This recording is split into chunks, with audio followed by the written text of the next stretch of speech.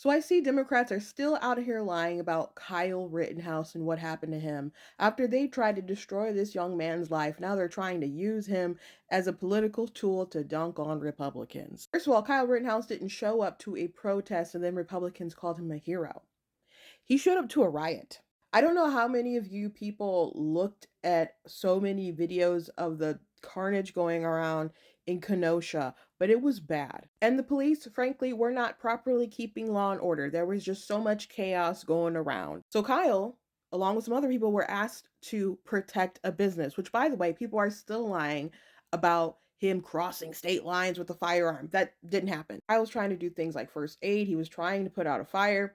Kyle earlier that day, by the way, came to clean up graffiti. When people started to chase him and attack him, one of the people who attacked him had threatened him earlier. People who were chasing him and attacking him, who he actually did like engage with and shot, were people with sketchy and criminal history, by the way. Kyle showed tremendous trigger discipline, and the survivor of the attack noted that Kyle attacked when he was attacked. It was such a clear-cut case of self-defense, but the Democrats wanted this kid's head on a pike because he didn't want to just stand by and let Kenosha burn to the BLM riots.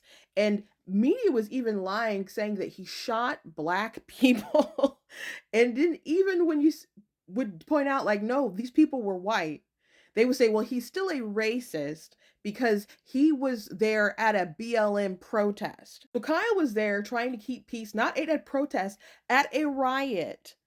And he was trying to protect citizens from the rioters. He wasn't trying to obstruct law enforcement from doing their jobs. The most important thing to point out is that Kyle was ready to surrender himself to law enforcement. When you have a firearm, you have a right to have a firearm.